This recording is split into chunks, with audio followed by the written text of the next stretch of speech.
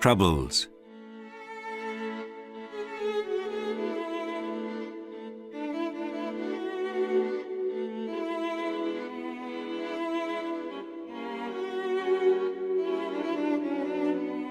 By J.G.Farrell.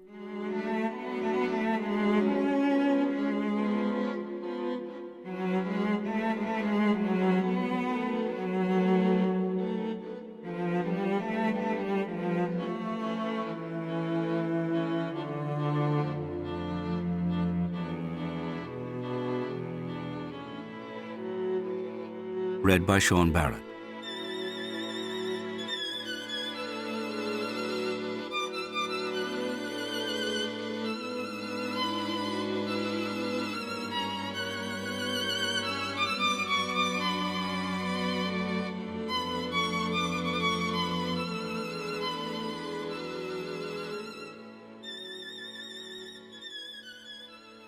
In those days, the Majestic was still standing in Kilnaloch at the very end of a slim peninsula covered with dead pines leaning here and there at odd angles. At that time, there were probably yachts there too during the summer, since the hotel held a regatta every July. These yachts would have been beached on one or other of the sandy crescents that curved out towards the hotel on each side of the peninsula. But now both pines and yachts have floated away.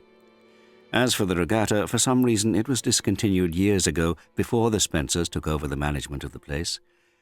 And a few years later still, the Majestic itself followed the boats and preceded the pines into oblivion by burning to the ground. But by that time, of course, the place was in such a state of disrepair that it hardly mattered. It had once been a fashionable place. By the time Edward Spencer bought it on his return from India, however, it retained little or nothing of its former glory, even if it did retain some of its faithful guests of the year-by-year variety, maiden ladies for the most part.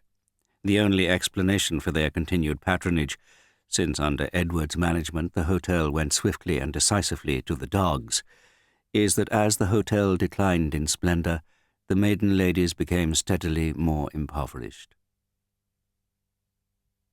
From the London Gazette General List. The undermentioned relinquishes his commission on completion of service, temporary Major B. S. Archer, and retains the rank of Major.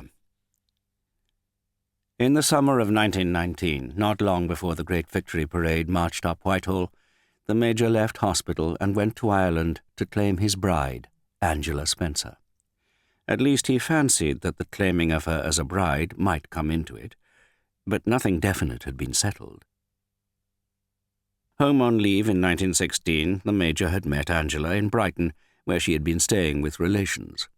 He now only retained a dim recollection of that time, dazed as he was by the incessant titanic thunder of artillery that cushioned it thickly before and after.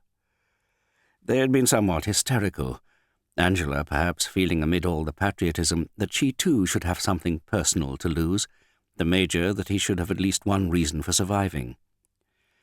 He remembered declaring that he would come back to her, but not very much else. Indeed, the only other thing he recalled quite distinctly was saying goodbye to her at an afternoon thé dansant in a Brighton hotel. They had kissed behind a screen of leaves, and, reaching out to steady himself, he had put his hand down firmly on a cactus which had rendered many of his parting words insincere. The strain had been so great that he had been glad to get away from her. Perhaps, however, this suppressed agony had given the wrong impression of his feelings. Although he was sure that he had never actually proposed to Angela during the few days of their acquaintance, it was beyond doubt that they were engaged, a certainty fostered by the fact that from the very beginning she had signed her letters, "Your loving fiancée, Angela."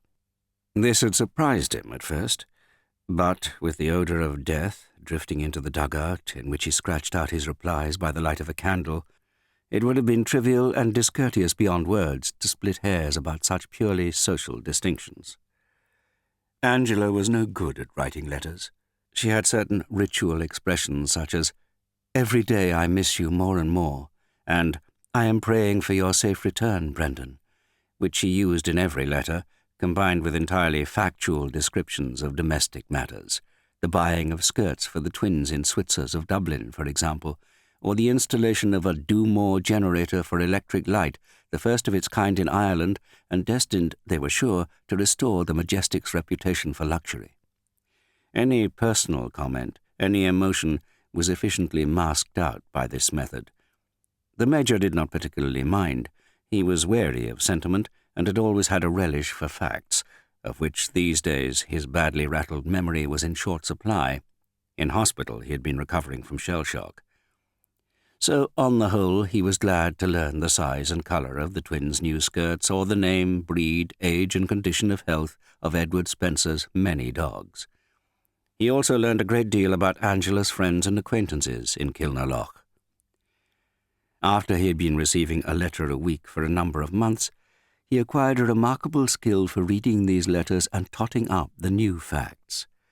In this way, thread by thread, he embroidered for himself a colourful tapestry of Angela's life at the Majestic.